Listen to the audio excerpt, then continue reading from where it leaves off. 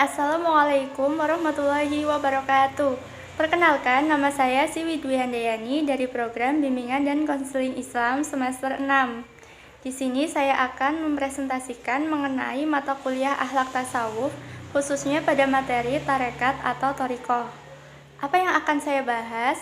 Yang akan saya bahas yaitu mengenai definisi tarekat. Kemudian yang kedua ada perbedaan dan persamaan tarekat dengan tasawuf.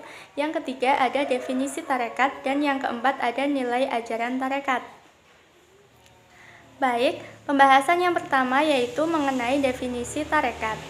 Secara etimologi atau secara bahasa, tarekat berasal dari kata thariqah yang artinya jalan, keadaan, aliran, atau garis pada sesuatu. Sedangkan secara terminologi atau secara istilah, menurut Harun Nasution, tarekat berarti ajaran yang dilakukan oleh seorang calon sufi untuk mendekatkan diri kepada Allah Subhanahu wa Ta'ala. Lalu perbedaannya apa sih antara tasawuf dengan tarekat?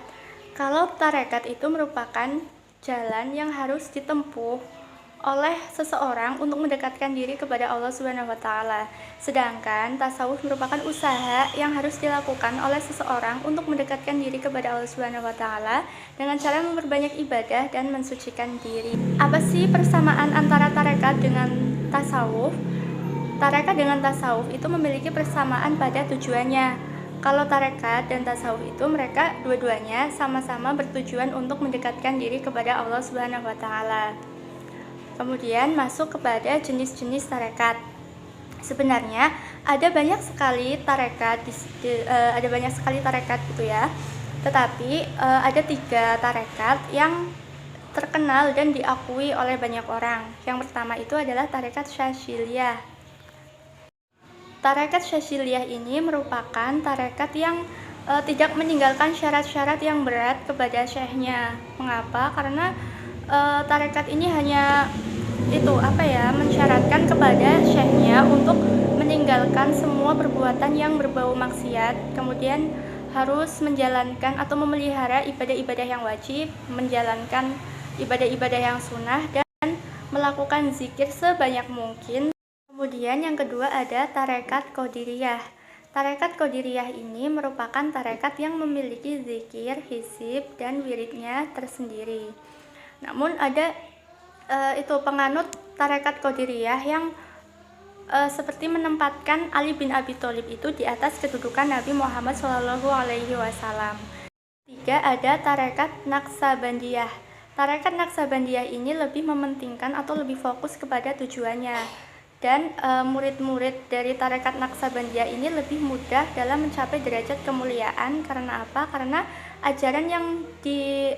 ajaran-ajarannya itu sangat sederhana. Contohnya adalah lebih mengutamakan latihan rasa terlebih dahulu atau yang disebut dengan jazbah.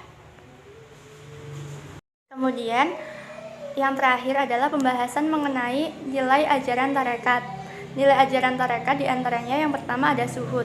Apa itu zuhud? Zuhud itu mengandung nilai sifat hemat dan hidup sederhana, tidak berlebih-lebihan, dan memanfaatkan harta untuk lebih produktif.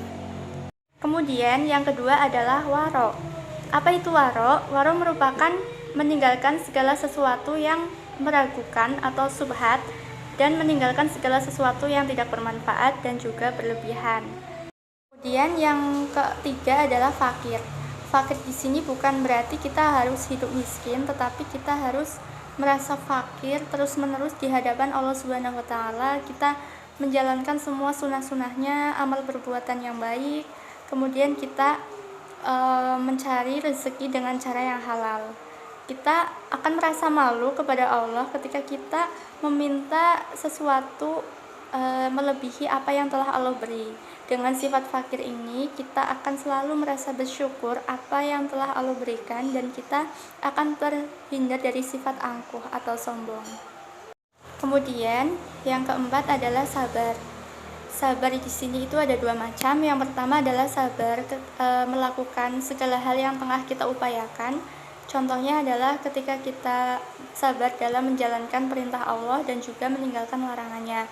Kemudian yang kedua adalah sabar ketika kita menjalankan kehidupan yang membuat kita itu sukar atau sulit dalam menjalani kehidupan. Jadi dengan sabar itu, maka kita akan memiliki sifat yang kokoh, kemudian tidak terombang-ambing, dan kita akan memiliki keteguhan hati dalam menghadapi kesulitan hidup. Kemudian yang kelima adalah tawakal. Tawakal itu berarti pasrah. Pasrah di sini bukan maksudnya adalah menyerahkan nasib dan keadaan kita begitu saja, tetapi kita harus berusaha terlebih dahulu sebelum kita berpasrah, yaitu kita harus berikhtiar, kita harus berusaha sekuat tenaga, sekeras tenaga. Kemudian setelah itu kita baru pasrah, kita berdoa kepada Allah secara mutlak, totalitas apapun hasilnya kita pasrahkan kepada Allah dan kita akan terima dengan lapang dada. Kemudian yang terakhir adalah ridho. Jadi kita itu harus memiliki sikap ridho. Ridho di sini artinya adalah tidak merasa putus asa terhadap segala ujian, segala cobaan yang datang menghampiri hidup kita. Dan kita tidak merasa angkuh atau sombong ketika kita mendapatkan keberhasilan dalam hidup. Jadi demikian presentasi dari saya, mudah-mudahan bermanfaat. Saya akhiri. Billahi taufiq wal hidayah. Wassalamualaikum warahmatullahi wabarakatuh.